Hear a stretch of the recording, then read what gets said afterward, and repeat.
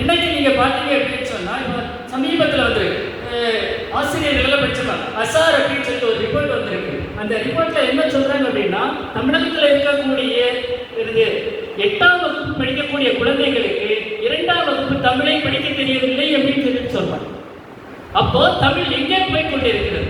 அப்படியே நம்முடைய மரபையும் நம்முடைய மொழியையும் நம்முடைய பண்பாட்டையும் நாம் அடுத்த தலைமுறைக்கு எப்படி கொண்டு செல்வது? இதில் ஒரு கேள்வி தொக்கி நிற்கிறது.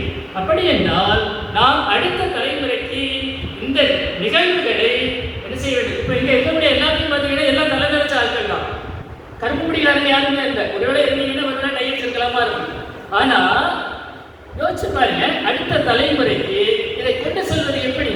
யோசித்து பார்க்க வேண்டிய ஒரு கட்டாயத்திற்குள் நாம் என்ன செய்கிறோம் இருக்கிறோம்.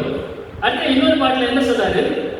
வஞ்சி பாலகன் நீ என்னிடவா, பழம்பெருமை சார்ந்த பட்டினத்தான் என்னிடவா, இல்லை இல்லை நீ என் பாவரங்க தொட்டிலே பால் எழுந்துகின்ற ஏடுகள் செல்வன் அப்படின்னு செய்யறாரு. அந்த இதை சொல்றாரு, பழம்பெருமை. அந்த பழம்பெருமை தான் நம்ம இன்னும் என்ன செய்யற சங்க இலக்கியத்தை தொட்டு இன்னைக்கு இருக்கக்கூடிய இலக்கியங்கள் வரை நம்முடைய மரபுகளையும் பண்பாட்டுகளையும் தான் என்ன செய்கிறது நமக்கு சொல்லி வருகிறது.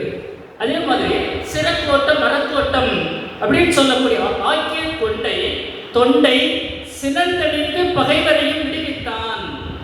இது சிறப்பிகாரத்துல என்ன செய்றாங்க? சிறை கோட்டத்தை அறக்கோட்டம் ஆக்கிய காதை அப்படின்னு ஒரு காதை. அந்த காதையை அப்படியே எடுத்துக்கொண்டு சினந்தடித்து பகைவரை விடுங்க. அங்க இருக்கக்கூடிய சிறையை எடுத்துக்கிட்டா போய் சொல்லி அரசிடம் போய் சொல்லி என்னது இங்க சிறையே இருக்கக்கூடாது, நான் எல்லாருக்கும் சாப்பாடு போடுறேன் அப்படின்னு சொல்ற செய்தியை அவர் இங்கே கொண்டு உள்ளே நுழைத்திருக்கிறார்கள். செவிச்செல்வன் எனக்கு இது சிரிக்கின்ற செல்வ சிலம்பின் இணையாக நூலேனும் உண்டோ? ஏதாவது நூல் இருக்கா? சிலம்புக்கு மாற்றாக வேறு ஏதாவது ஒரு நூல் இங்கே இருக்கிறதா அப்படின்னு ஒரு கேள்வி கேட்கிறார். இது அறிஞர்களை பார்த்து கேட்க வேண்டிய கேள்வி.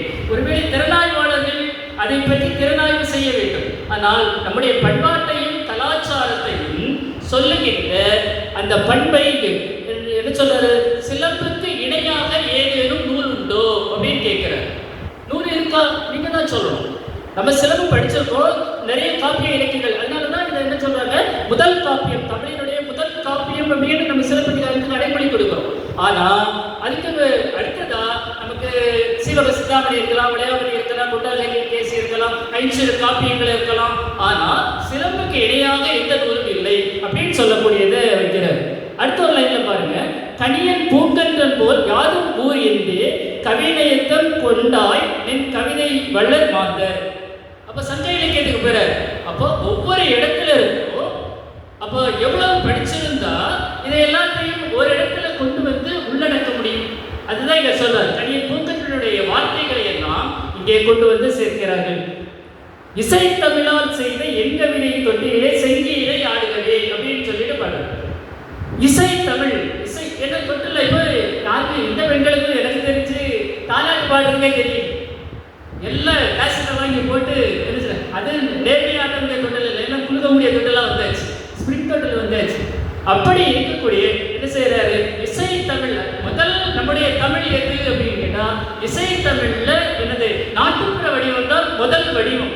இசை தமிழினுடைய முதல் வடிவம் நாட்டுப்புற இசை வடிவம் தான் ஆராய்ச்சியாளர்கள் எல்லாம் சொல்றாங்க. அதுக்கடுத்ததான் மீறி இருக்கக்கூடிய எல்லாமே இன்னைக்கு இருக்கக்கூடிய இசைகள் எல்லாமே நாட்டுப்புற இசையினுடைய தொடக்கமாகத்தான் என்ன செய்தது இருந்தது என்பதனை நாம் இங்கே காண முடியும். அடுத்தது பாருங்க, வரலாற்று செய்திகளை உள்ள கொண்டு வராரு. நீங்க டைம் ஆச்சுன்னா என்ன சொல்றாரு அப்படின்னா, புறாவிற்காய் தனதுடம்பின் சதையறிந்து கொடுத்த புகார் மன்னன் பெருமையெல்லாம் போற்றுகின்றாய் கண்டேன்.